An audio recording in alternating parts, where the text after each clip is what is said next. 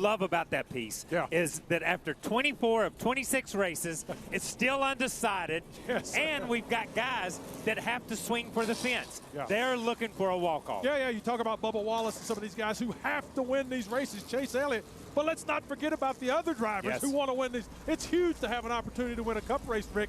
Everybody wants to win. There's a ton of pressure. Everybody wants a shot at it. Yeah, and so much is made of winning races. If we look back on 2022, there was 19 different drivers that won races. 10 of them have still not won in 2023. So think about that. 10 drivers that won a year ago have not won in 2023. Well, listen, what's the beauty of sports that we kind of tout resumes and past performances, but when you all line up and put your uniforms on, no one cares. And your competitors are first on the list of the people who don't care. People are going to look at Chase Elliott as a 7-time road course winner in a couple here, but they're not going to drive him any differently, maybe harder. And I think that's the beauty of really this whole situation. And qualifying is underway for Group A. And if you look back a week ago, this qualifying, in my opinion, is different than anything we've seen all year. That Indianapolis race was a shot across the bow of all of these cars. We took the green flag. We had an instant yellow, a couple laps of yellow. We took another green flag. We went 77 laps straight to the finish of Indianapolis. There's no more strategies, ideas, get out of jail free cards, double file restarts, free passes. And on every driver and crew chief's mind, they're thinking this track could do the same. This track could run long green flag. So that makes this starting position perhaps more important than anything you've done all year long, because you just saw it happen a week ago. So much pressure on these drivers as Ty Gibbs has crossed the alternate start-finish line so that he is on the clock. We'll see how his lap goes. He's another one who's very impressive on road courses. We'll see if he can make that work for him here at Watkins Glen. Yeah, he's very dangerous, right? He's 18th in points currently, and at 49 behind, I think they have to think, man, we're looking for a win. And I'll be honest, for Ty in his young career, I think he has the least amount of pressure of anyone to make the playoffs. I'm sure they said, hey, our goal is to make the playoffs. That'd be great. But nobody would be shocked if he didn't. Nobody would question his talent or this team's direction. They've continued to improve. So if he could make the playoffs, it is a ton of valuable experience. Yeah, he would beat expectations, I'm sure. A 70.82 second lap for Gibbs. That was faster than William Byron, which we thought was one of the fastest in this group. A half a second faster than Chase Elliott. Wow, that is an impressive lap. We can start to stack up behind what Ty Gibbs was able to do. Austin Dillon, a 71.5. Here's McDowell, last week's winner. Through the carousel. Oh, the guys in the pit box knew. Tyler Reddick, a 1:10.56. Said they were wrenching on it every time they came in. McDowell, 1:10.9. He's still on it. It almost seems like he's going to run another lap. We'll see if he keeps digging. Here's Denny Hamlin.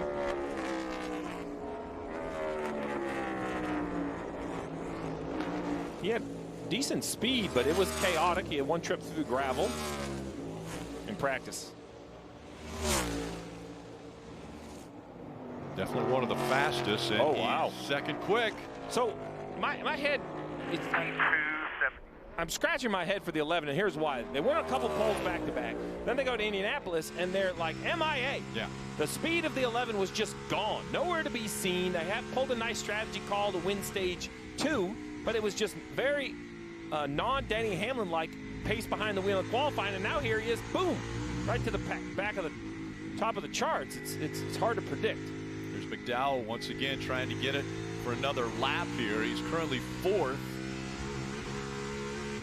See if he improves on the 70.94 that he's posted. He does. He goes fastest at a 70.52. Top of the board, 52. Good work. You won't be able to stand it. You can go for it. Just sloppy. That is, I mean. Expectations maybe a little higher now after what he did at Indianapolis. Look at this first lap. Wow. Okay, so I was getting ready to say, I think everybody just learned that, second lap on tires might be better. I think it's more of just a clean lap on tires. That's the potential of this car. But what we did learn, look at this slide. What we did learn is that the tires have it in it. If you can put a clean lap together. We always talk about sloppy's fast, ugly though. Oh, wait till you watch it. It was ugly. I'll give you credit. That's an accurate statement. It was ugly through the bus stop. So Cole Custer in the 51 is the only car of this group that hasn't been out there. 9 minutes, 40 seconds still to go. And while the track record here is quicker, back when Marcus Ambrose was in the old car back in 2014, we had a little different aero package. He ran down in the 68-second bracket. This car, a year ago, it was a 70-47. So at a 70-52, they are right at the pace of what we saw last year, what it took to sit on the pole. That's really the fascinating thing, right? I mean, this is the same parts and pieces, right? These teams continue to find grip, speed, downforce, everything to improve their pace, and it's guys like Travis Peterson that are pushing the envelope. Dylan.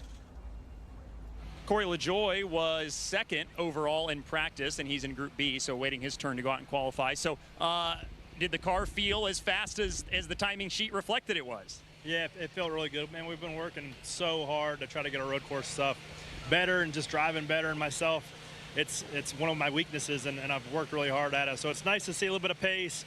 You know, qualifying or practice speed don't really mean much. You got to really go lay a solid lap down here, and the times now are so tight.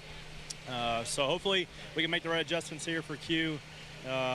But man, it's really nice to see that Gainbridge Camaro up front, particularly at a road course, because that's something I've been working. We have been working really hard at, so it's nice. Gainbridge colors look awesome on the LaJoie car as well. So we expect Corey, who is in the next group, to come out and impress. Still 8 minutes to go in qualifying for Group A.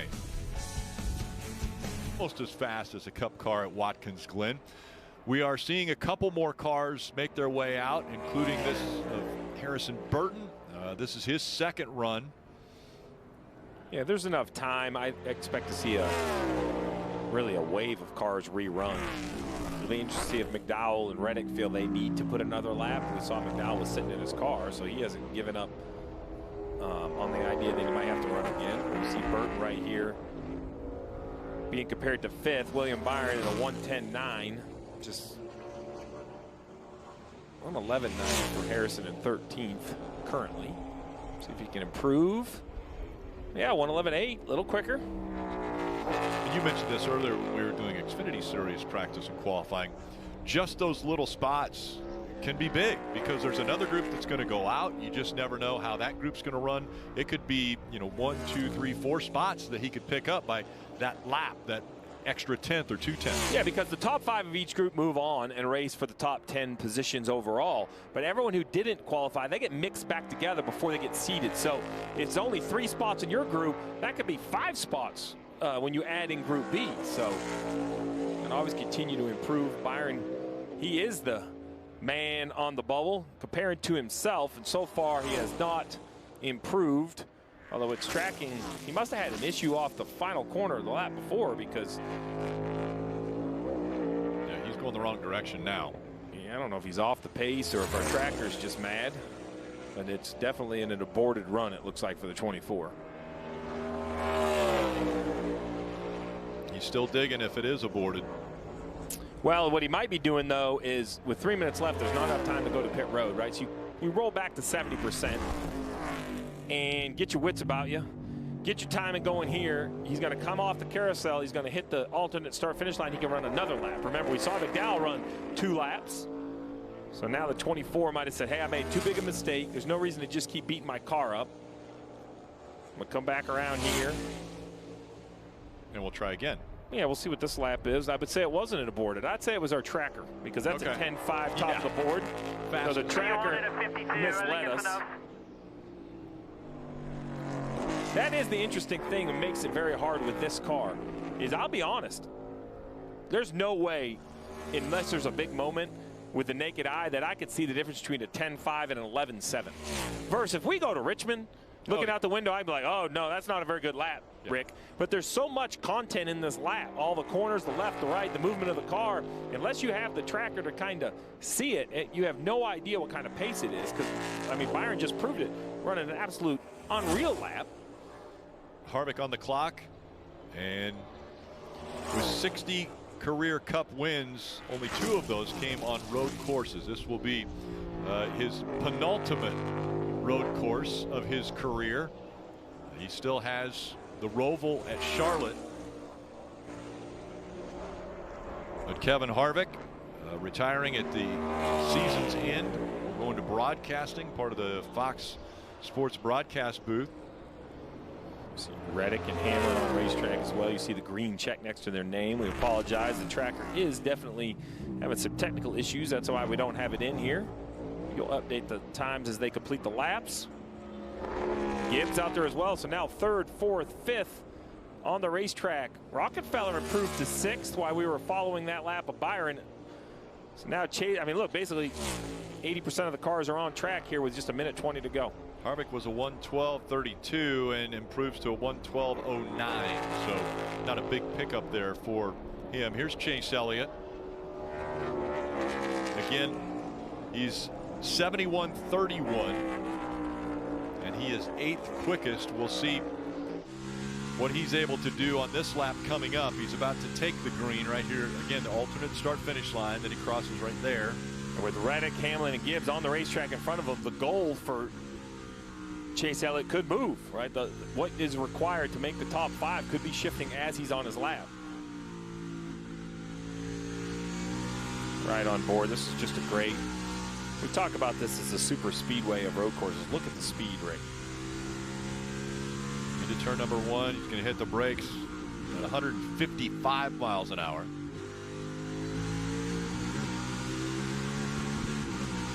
Right back into the gas and getting ready for the S's.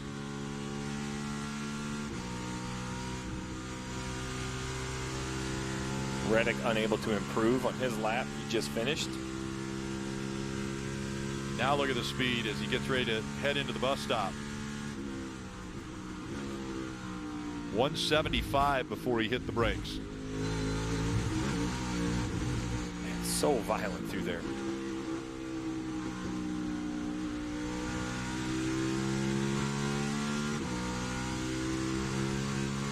We'll see how he does. Again, trying to improve upon a 71.31. Oh, man. 70.99 doesn't get into the top 5. Doesn't get in, but still has. Looking at the timing to see where we're at on the.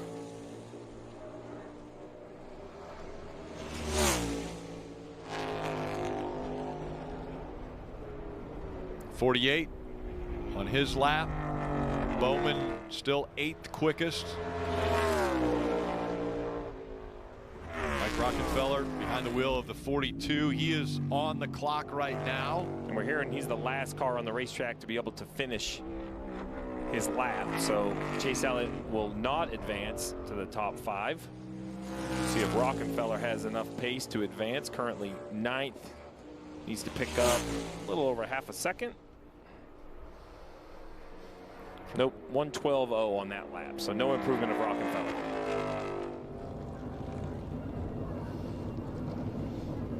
So Chase Elliott's just outside the top 5. He will not make it into the final round of qualifying. A little bit more difficult uphill climb for Chase Elliott if he's going to win. To the top 10, and again, the fastest 5 will advance to the final round of qualifying. So Byron, McDowell, Reddick, Gibbs, and Hamlin all will be shooting for the pole in just a bit. Let's go to the Peacock pit box and Kyle Petty and Brad Doherty. Brad, who stands out in that first group of qualifying for you? I still think that William Byron did a good job of backing up, practice speeds. Obviously, Reddick's fast. KP, what about you? Who stood out to you? Denny Hamlin. Yeah. Total surprise. Sure. Total surprise to see him pop up there into the top 5. I didn't think I had him. I think I had the guy that Dylan Welch is going to talk about, Chase Elliott. So, Dylan, tell us about the 9. Well, as you'd expect, KP, Chase was not thrilled to not get out of this round. This was the radio as he was climbing out of the car. P6 there. Up every corner, you go up. So, Steve, I'll get your thoughts because you were sharing some during the break. Is that a encouraging radio transmission despite not getting out of that first round from Chase? If I'm a Chase Elliott fan, I'm encouraged, not by the frustration, but by what he thinks the potential in the car is, right? So he didn't advance. If he would have said, man, I don't know, it drove great, or I put a great lap together, we just don't have it, that would be a little bit more concerning. But if it's on this young man's shoulders to get it done on Sunday, I like my chances. I mean, I know he maybe didn't step up to this moment, and he's going to be frustrated about it, but give him 90 circuits around here, and I think he has proven. Like, his resume says that he knows how to do it. And remember that first win with Truex was breathing down his rear bumper for so many laps in the closing minutes of that race? I think I'm happy that Chase is disappointed. We saw Chase Elliott bouncing around in his qualifying effort, couldn't make it into the top 6. Cole Custer, his last lap was disallowed. They made changes when they came back onto pit road, so he's going to be credited with a lap of 1:11.83, which will be 16th fastest in Group A. Well, now we get to see Group B. I tell you, Group A, I didn't know. I mean, I knew it was stacked looking at the names, but they all showed, like Byron, McDowell, Reddick, Gibbs, Hamlin, Elliott. I mean, they were, 6 of the fastest car. Well, not Hamlin. I'm going to take him out. He was not one of the fastest cars at Indianapolis. But the other 5 had great pace. Here's another car I'm waiting to see because A.J. Allmendinger was just not A.J. Allmendinger-like at Indianapolis. This car qualified poorly and struggled, but here in practice it looked pretty good. Dylan. So Austin Dillon does not advance, but he was close. So I heard on the radio, it seemed like you guys were pretty happy with what you had. Is that accurate? Well, I'm happy with the pickup from the first lap. This place, angle, you're fighting for angle constantly, and the bus stop, I was doing a little something different, shifting-wise. That last run, I got my shifts done before I hit the first curb, and just less busy for me, so that was good. And you've got to get all you can to that gate that sticks out there, and I think it's 5. So pretty good pickup. Wish we could have got more, obviously. But for us, qualifying's not our strong suit at road racing. When we get in the race, we do pretty well. So we'll see where that nets out. But proud of our Bass Pro Shop Chevy. We got a Kuma on the side of the car this week, and just out here having a little fun. What challenge does this road course present as far as finding the limit compared to some of the other road courses we go to? Well, it's so high speed. It's like a speedway of road racing, and when you grab the brake pedal at that kind of pace and try and create angle into the corner, you're trying to keep the rear tires underneath it and just get all you can get. There's a lot of runoff here that is uneven pavement when you're leaving the corner, so you got to have a lot of commitment. All right, thanks, Austin. You got to have a lot of commitment, Steve. I know as a driver, a crew chief would tell your driver, hey, commit to it. Well, so, this car, really, I know we're in the second year of this car, but, last year it really rings true. Every time I would talk to a crew chief or a driver, hey, what's different? Trying to learn the new car. We're all shocked at just how you had to overdrive the car between the size of the tires and the size of the brakes. You just had to, everybody in a stock car, the reason drivers from other series, as this conversation continues, struggled, in my opinion, is because you came over to something that was undertired and overpowered that you really kind of had to finesse. And now this car has kind of shifted towards other racing series where it's attack and be aggressive. And these drivers pick it up really quickly. Well, they're the best stock car drivers in the world, and so they continue to improve over and over every lap. And Group B is now on their way out, so their clock has started on the 15 minutes. And this is the guy right here. I'm really interested to see what happens with Daniel Suarez. Just not the practice I was expecting out of the 99. My hopes were very high after Indianapolis. They came in here only 28 points behind. And, they have to believe that while a win would be great, they think they could catch Bubba Wallace in the points. I think that's a reasonable number, 28 points. They basically gained that many a week ago, so why not do it again? But Bubba looks like he is about the same pace as a week ago, where Daniel, in practice at least, was just not. So we'll see if they were able to make some adjustments. I think the surprising thing has been Daniel Suarez so far in both the practice and qualifying, because with the exception of running over the tire during a pit stop, Daniel Suarez was in position to win at Indianapolis last week. and he hasn't shown any of that speed or ability so far at practice and qualifying. Let's see if that changes here in this qualifying session. Well, you heard what Corey LaJoie said, and he's right and wrong, right? Practice speed doesn't matter because it doesn't as far as any sort of relevance on performance. You know, you don't get to start in a higher spot or have an advantage. Now, it lets us kind of look a little bit behind the curtain on who we think is going to be good. Yeah. Here's Martin Truex Jr., very good road course racer. Announced earlier that he'll be coming back for another year with Joe Gibbs Racing. You say very good, and you look at the numbers, a 5-time road course winner, most recently earlier this year at Sonoma.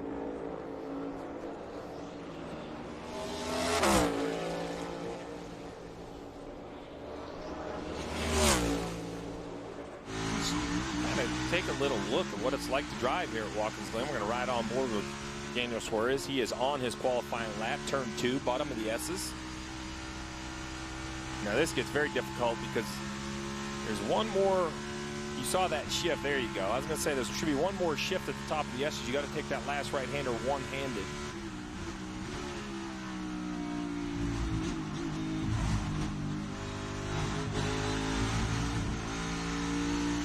Just listen to the throttle.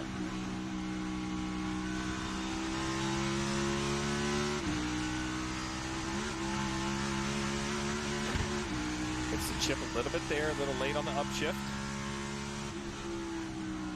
Completion of the lap, 1:10.98. Big improvement from practice. Good lap here, coming back. Big improvement from practice for Suarez.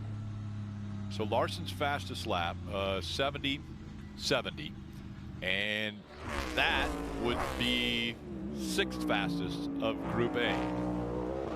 That's a really, really, really big improvement because if you look at the list of drivers that have run, you know, Bell, Logano, Wallace. Wallace, great lap from Bubba Wallace, a 1:11.0. We'll see what Allmendinger, he's going to throw basically the best lap we've seen in this group for sure. 1:10.64, there you go. That's it for sure. That's closer to Larson than I thought. Yeah, we're comparing now to 5th, which Logano is there. Again, the top 5 from this group will advance to the final round of qualifying. Logano had a rough start last week. He had a little door bang with Justin Haley. Then on the next restart, got in way deep into turn 1, got in the back of his teammate Blaney. Through the bus stop here for Logano, and a little sliding there. A couple cars trending in the green on the bottom right of Busher, Logano being one of them. Better than his previous lap. That is him comparing to himself, so the idea of running a second lap might be a good idea for the 22. Now it's Bell, because Bell has Busher pushed Logano out of that top 5, and Logano pushes Bell out of the top 5 with that lap. Yeah, and Wallace is right there. Runs almost the identical lap time he ran before, about 300ths faster. 11:02 for Bubba Wallace. There's Ryan Preece. And Preece would be the first guy to tell you that, you know, road courses, you know, just not a lot of road course racing growing up. More of a short track guy. That's what he's more known for. Spent a lot of time racing modifieds, and now Ryan Preece for Stewart Haas Racing. As we see Corey LaJoie, and what a couple laps we saw in practice for LaJoie. Can he back it up now in qualifying? Well, so far so good, trending the right way. Now comes the all-important, very difficult bus stop. A right, left, right, back into the carousel. Let's see how he does. First is the right-hander, heavy braking. Now you got to flip it back to the left. Man, a lot of dirt, a little bit of sliding. Oh, he's losing some time. May call him off right here. It was looking pretty good until he got into the carousel. See where it ends up. I think it's going to get him inside the top 5. Right close. there. Sure Look enough. at that. Look at this, a 1:10.76, 70.76 for LaJoie. If he stays in there, Stevie, it's the first time he will make the final round of qualifying this year. Think about that in his career. He's never in his career made the final round of qualifying. So when you talk about a team like Spire that continues to build, it starts with hard work and effort, but then you multiply that by that name on the hood, right? And whatever that name is, in this case it's Gainbridge, who is now a major partner of theirs, a major sponsor of theirs. We see that name in IndyCar at Indianapolis Motor Speedway. They love racing. It's exciting to see him in the NASCAR world. That financing means you have the ability to improve, but then you still have to do it. And that's what we're seeing out of the 7 Inspire is improvement as he sits third right now. That's an impressive lap. The goals for that team have changed dramatically, too. When they started off, I mean, as a new team, they're like, all right, we want to see you guys run, say, top 30, top 25, top 20. Well, now, with the performances we've seen out of Corey LaJoie, the expectations are higher. Well, they are. And listen, it's not just Spire. Let's talk about Rick Ware Racing, right? This 15 car with Andy Lally. They have, a little bit of lock up there. They have Justin Haley coming over here to drive full-time next year. That's a major commitment for an up-and-coming NASCAR driver. I've been impressed with what he's done at Colleague this year. Really impressed last year. This year's kind of been a little bit of a plateau, but Rick Ware committing to someone like Haley to drive full-time, we haven't seen that out of Rick Ware. They usually rotate drivers, so that's that kind of rung on the ladder as you try to improve. Steve, you mentioned this lockup right as he was entering the bus stop. I could tell if it was right front or right rear. I mean, in an Xfinity car, it's absolutely a right front. I think it's a right front. Looks like it's kind of skipping across the pavement.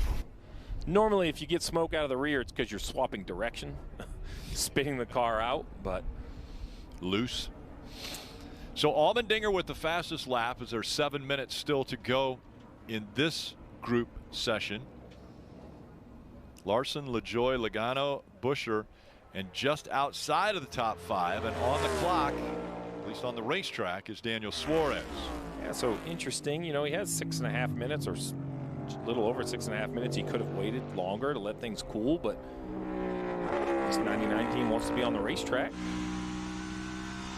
Maybe they can get 2 runs in. If they get this run right here, then they can run one more time if need be at the end of the session. So he just starts his lap right there.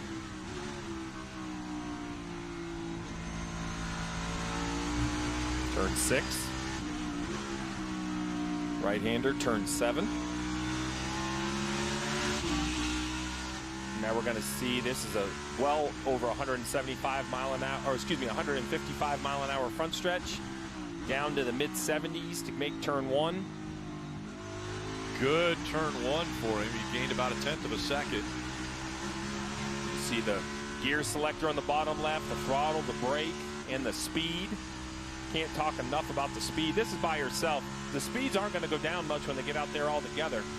Makes this place so fast, so dangerous at times. Into the bus stop. Tricky portion here. We'll see how he does. 170. Oh boy, that's a spin out, or did he save it? Saved he it. saved it.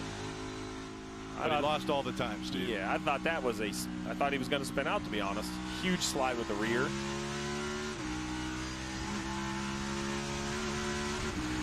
So he was 0.3 of a second faster than what he needed to be, but then this happened.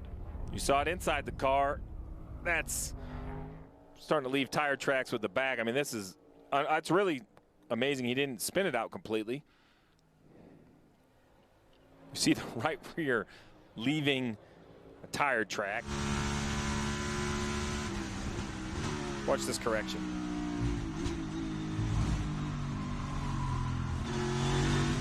I mean, he had to correct so far, he couldn't keep 2 hands on the wheel. He would get to lock, so he had to just go to a 1-hand correction.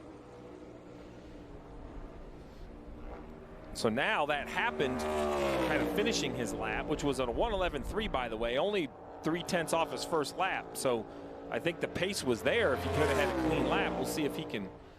See this one already at 0.2 behind. When you slide a tire like that, it really heats up that tire, and it just takes a little bit of time for it to come back grip-wise. Yeah, missed carousel there. Hustle to us here. Hustle to us here. Come on. We got enough time, maybe. There you go. So hustle it back to pit road with 4 minutes left. We got enough time, maybe. There's his crew chief, Travis Mack. And that's so frustrating down there, because he doesn't quite, while he has more information, car data and driver data and all that, he also you know, he has a lot going on. He doesn't really have that ability to kind of get out of the fray and just take a minute and see where they stack up versus everyone else. He's really can only be focused on his car and the clock if he has enough time to get another run in. Again, this is Group B qualifying. Top 5 will advance. Currently, those are Allmendinger, Larson, LaJoie, Logano, and Buescher. And we're comparing to Buescher right now. Anybody who goes out on the track to get into that top 5. Buescher, one of those cars that's out on track, as we see Priest and where he's running, 0.2 of a second slower.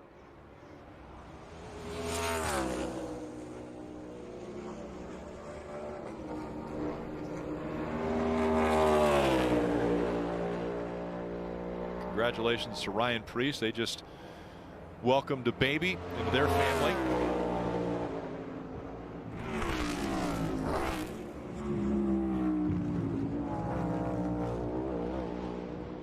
As he continues to dig in, about a half a second off here. That bus stop has just become the focal point of these qualifying laps. You know, years ago, that bus stop wasn't part of the circuit. It used to go down the backstretch right into the carousel. You saw it. It was 176 miles an hour to lift for the bus stop. I have no idea what the top speed would be if you didn't have to go to the bus stop and you were lifting into that sweeping corner. And J.D. McDuffie actually was killed at the end of that straightaway. In the next race here, they decided to add this bus stop for safety, just because look where Kyle Busch is going in right here. So this is a right-left combination. And can you imagine if this was the entrance? You know, if that was the end of the back straightaway, you see that downhill sweeping into that braking zone. So it was done for safety, but I really think it has improved the racing of the short course. You know, there's a long course that has a whole other section the sports cars run, but I think for NASCAR in the short course, that inner loop, the bus stop, it's kind of an interchangeable name. I think, you know, it's really added some excitement on the backstretch. Kyle Busch breaks in to the top 5, and you just heard we got to keep going. They don't feel safe with a 1:10.92. So he'll run another lap. Logano's now on the bubble and also on the racetrack.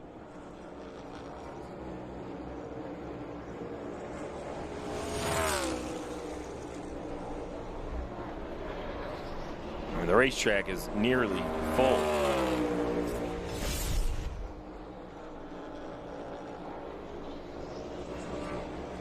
And you just see it's when we hear drivers say lateral grip, that's what you see, right? So he goes in and he turns the wheel left and the back just flat slides, right? That's that lateral grip. They want to turn the wheel and they want to feel the rear feel like a crutch. They want to feel it push right back against them where they know they can keep loading those rear tires.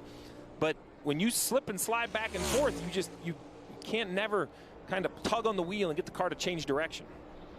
Lap didn't help him much, as now he is on the bubble for making it into the final round. 30 seconds left, so if you want to run, you have to start your lap. Ryan Blaney has already, and trending in the green. Bubba Wallace trending in the green.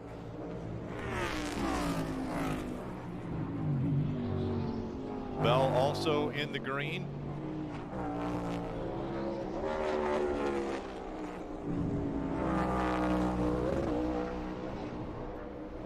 Bubba Wallace made the comment that road course racing isn't his forte, and yet I think he's impressing today. This is great. Even if it's not top 5, it might improve his starting position. It for sure will. Yeah, he jumps up a few spots. To 7th in this group. LaJoie out on track, just making sure. Logano also trying to break back in. Logano's last lap, a 10.95, wasn't fast enough. You know, I think LaJoie got called off in 3rd with as many cars that are left on the track. I think there was confidence that he was going to be okay. The 99. Suarez, no improvement in the 9th position. So Allmendinger, Larson, LaJoie, Bell, and Busch will all fight for the pole. When the final round of qualifying gets underway, they'll join Byron, McDowell, Reddick, Gibbs, and Hamlin from Group A. The poll and the top 10 starting positions up for group qualifying complete. And of those groups, the top 5 that are advancing, Group A, Byron, McDowell, Reddick, Gibbs, and Hamlin. From Group B, Allmendinger, Larson, LaJoie, Bell, and Busch. So let's go to the Peacock pit box. All right, guys, you were a little bit on the fence as far as who you thought might win the poll. Yep. Are you sticking with Tyler Reddick? I've got 10 different guys that can win this poll. I'm telling you, these hot rods are getting it around this place. It's fun to watch. AJ's so fast. What about Corey LaJoie, man? What a great qualifying effort by him. Run. But I'm going to tell you what, KP, back in your day, you're pretty darn good at this place. Tell us what it's like to run a lap around this racetrack. Listen, I think when I came up here and won a race one time last century, let me go ahead and say that, we felt like the S's started into turn 1. Yeah. Man, if you could haul the mail from turn 1 and make time, we heard Mike Bagley talk about it earlier, the guys that are smooth through the S's. It carries speed. I want you to look at the track. When you see the track map, that's half the racetrack, really. That's half the racetrack. So it was crazy. We came up here, did some testing. There you go. That's Ernie Irvin. Ernie was a road racer. Listen, man, he was really good. Yeah, he was hammered. Then it rained. Listen, put me out of my misery. It rained a little bit. Put it on. I got the trophy. But I'm going to tell you. We were talking earlier about who's your pick. Yeah. I'm sticking with Michael McDowell. I said it earlier. I'm going to ride that horse until he shows me different, and he's not shown me anything. Said his lap was sloppy. Said his lap. If he smooths that up, knocks a few of the edges off, he's going to be pretty good. Yeah, ask me afterwards. Yeah. Come back to us. We got 10 chances at it. We got 10 chances. I love it, Brad. Well, I think I've got 10 guys that I could throw out there as potential winners of this poll. And I think a pretty impressive start to the weekend for Bubba Wallace. Let's hear from him. He's with Dylan. Yeah, it was 0.02 of a second that effectively separated Bubba from Kyle Busch in the 5th spot. So not much of a margin there to try to make up. But we talked about your approach this weekend and how you kind of want to push yourself a little bit more. Do you feel like that approach in practice and qualifying was the right approach? Yeah, no, for sure. I always say just to come in here and have fun, and the frustration comes from being a competitor, right? Losing out by, what do you say, 200s, that pisses me off just because we're that close. And then you talked to me beforehand, it's like, well, I just hope to be on the same racetrack as these guys. I mean, to say that we're 7th is really good for our team. Man, I just wish I could go out there and just pick up a half second and match like the 45. I really struggle through 2 and 3. I was on the highlight reel for the wrong reasons, but just trying to gain the confidence and grip through there has been our biggest struggle. Hell, every time we come here in this car. So got to get that figured out. But talking with the engineers here and looking at, SMT, and I was really giving up a lot of time into 2, just trying to baby it. And I was like, hey, we need a lap here. Let's try to get something.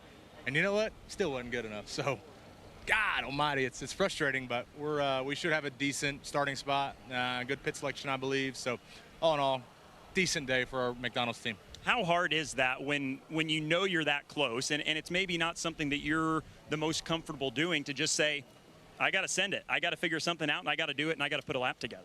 Yeah, I mean, there's a fine line, right? Because what you don't want to have is a tore-up race car, and then you're set behind. You get no laps in practice, no laps in qualifying. The biggest thing for me is seat time. So as much as we can be on track and making the right adjustments and dialing myself in along with the car is very beneficial for us. So, I mean, I look at the pylon here, and we meet out a lot of good cars, so that's something to be proud about. But, 6 years of sucking at road courses isn't fun. Well, they're going in the right direction at least. Bubba just misses advancing to the final round. And Dylan, at least he has a smile on his face. I mean, that's the other thing, is he said he wanted to come in here and enjoy it, but the competitor in him gets all of these guys. I mean, that's the way every race car driver is. They feel like if they're behind the seat, they're behind the wheel, they can potentially win a race. I mean, you have to be wired that way to make this work. Well, what a beautiful part of the country it is. Watkins Glen, right at the tip of Seneca Lake here in the Finger Lakes area of New York, and such great history of racing from the Glen. We'll be back with the final round. Of next, it will be the Dale Jr. Download before we get underway with Xfinity Series racing. It starts with Countdown to Green at 3 o'clock here on USA. And tomorrow, the Cup Series, which we'll see who will start up front in just a moment, but Countdown to Green kicks it off at 2:30 on USA with racing just after 3 o'clock. There's the bus stop. Steve, I know you wanted to spend a lot of this morning and this afternoon hanging out with those folks. The infield, the campgrounds, just electric around here. There's so much fun being had. You see football being thrown around, tailgates. Was that an option. That was an option? Okay, yeah, that was a pitch? Yeah. Okay. I mean, the bus stop bus is a pretty creative one. I'm going to have to give him that. I agree. All right, so 10 minutes, Steve, and I want your prediction. I've heard it from Brad and Kyle. What do you think?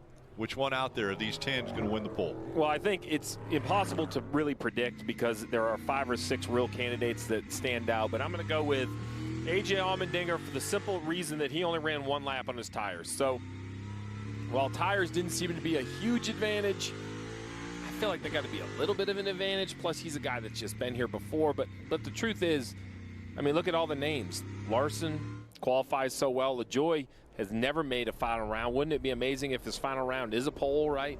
Denny Hamlin's won a couple poles already at the road courses this year. So, I mean, there's a true argument for everyone in the top 10. Denny first on the clock as we see him working his way through 7 and onto the front stretch. Again, a reminder, that alternate start-finish line, he has been on the clock for 2 turns already. In 10 minutes, I do believe there's a chance to make a couple runs. Even if this is a couple laps, I think you could come in, kind of take your breath, come back out. That area, that runoff area outside of turn 1, it's rough. We just saw Denny Hamlin his car completely off the ground through there. Well, let's be clear. That's not the racetrack. So, I mean, I actually would be a fan if they put some, I don't know, maybe some gravel strips or something to force them onto the racetrack, because all these drivers now use it on every lap, which I don't blame the drivers. If it's there, they should use it, but it's absolutely rough. All right, so we have Denny Hamlin. Through the carousel here, Hamlin. It was a 70-64 earlier. Is he faster in the final round? Oh, yes. He posts a big lap. Wow. 70-46 for Denny Hamlin. What about Larson? He goes 70-91 on his lap. What a lap by Denny Hamlin. My goodness. Reddick, 71-1. That's only making Hamlin's lap more impressive. McDowell struggling through the bus stop.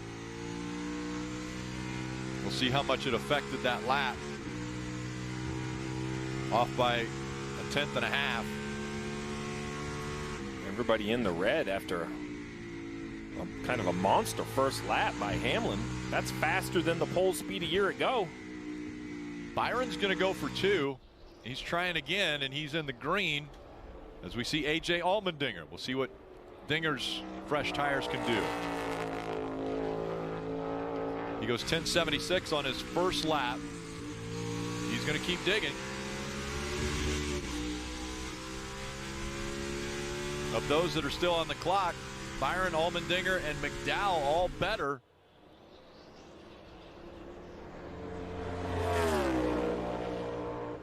All right, William Byron through the bus stop. So much can be made or lost. Entry looks pretty good, pretty secure. Back to the left. Just loses time on his entrance to the carousel and continues to lose. Oh, no, he turns it back the other way. Tries to gain it back. Doesn't have enough time, though. He's still about a 1/10 of a second off of what we saw out of Hamlin. McDowell also 1/10 of a second, but he does pick up from what he ran his first lap, so he's 3rd quickest now. Allmendinger, he's 2.5 of a second off.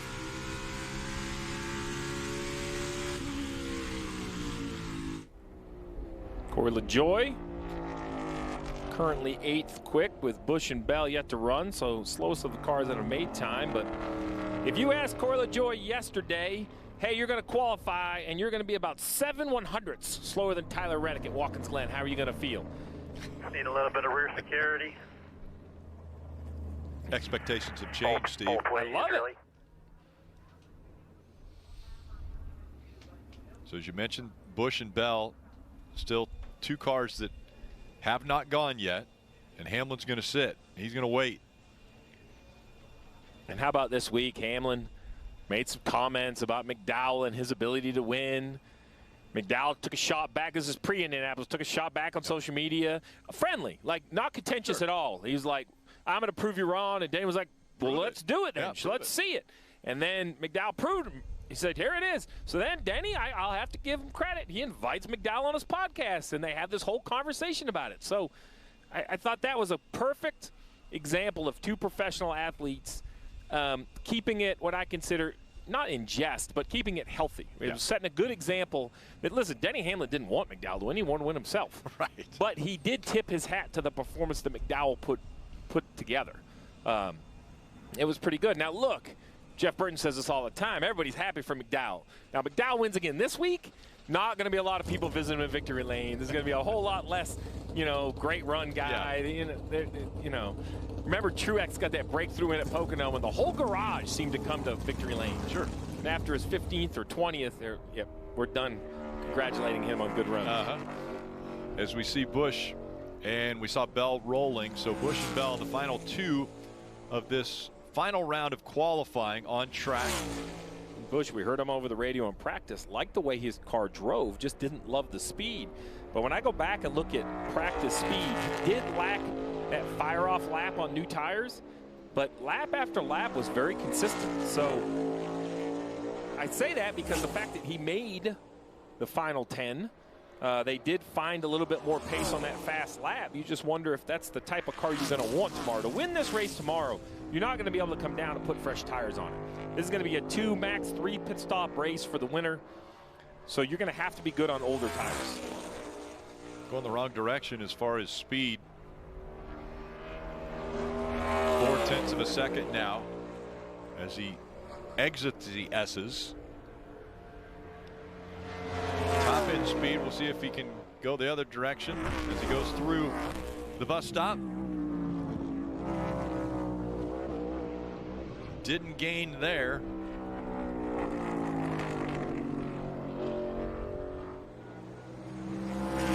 Looking like about a 7th or 8th place run for Kyle Busch.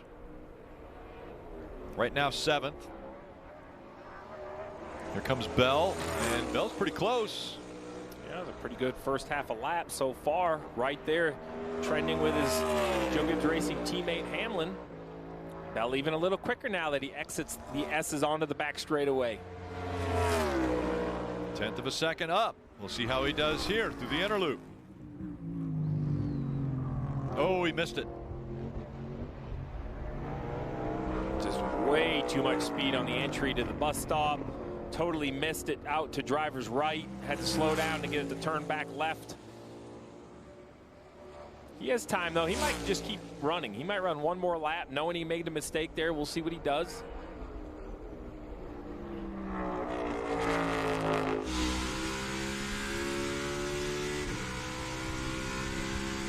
Little over a minute to go.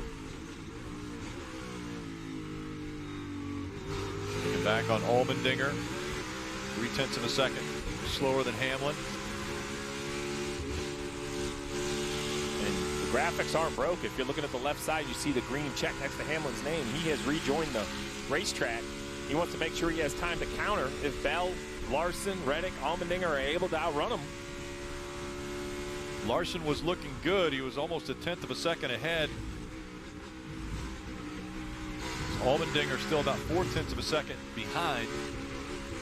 Larson lost that advantage that he had.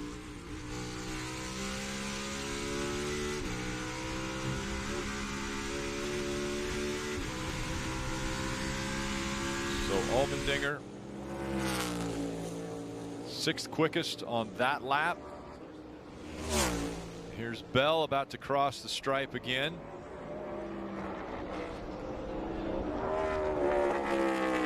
Larson, much like everyone, just loses to Denny Hamlin through the bus stop carousel.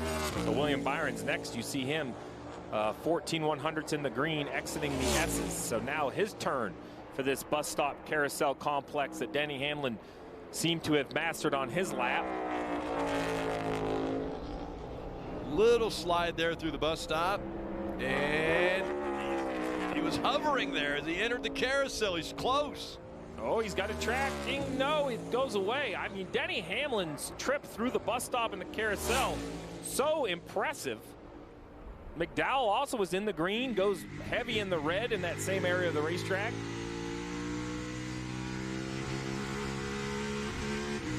Well, I think the only person who predicted this was Brad.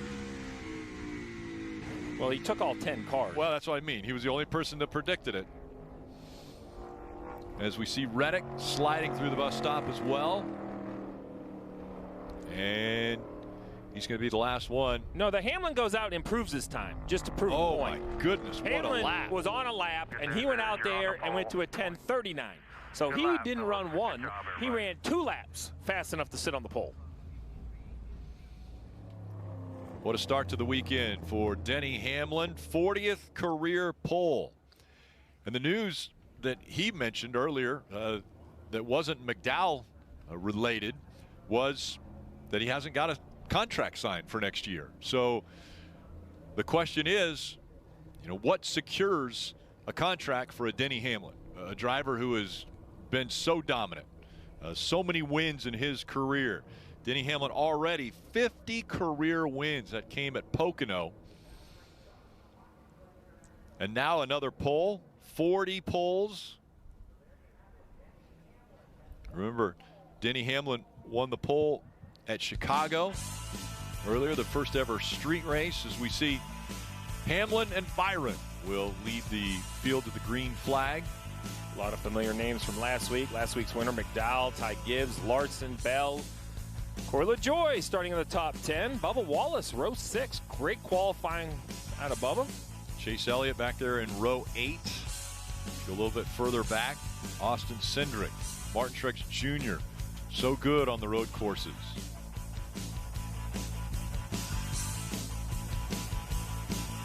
Harvick in row 17. And Bilicki and Dillon rounding out the field. Dillon. Chris Gabehart comes over and offers congratulations. So we watched a lot of guys kind of struggle through the bus stop and through the carousel. Do you feel like that was a strength of your car that allowed you to lay not only 1 lap good enough for pull down, but 2 at the end? Yeah, I thought so. I thought it, kind of executed those corners pretty good. There was a few spots I feel like I still could have got a little bit more, but I mean, you can't nitpick when you were that good. So I think appreciate the whole Mavis team here. We're up in their headquarters in here in New York. We're getting pretty close to our headquarters. So shout out to those guys, Toyota, and this whole 11 team for bringing me a fast car. 4th pole of the year for Denny Hamlin. Denny Hamlin won here back in 2016. As we take a look at the rest of the weekend. Coming up next, Dale Jr. Download with Chip Ganassi. Then it's Countdown to Green and Xfinity Series will take the Glen on 3 to 3:30.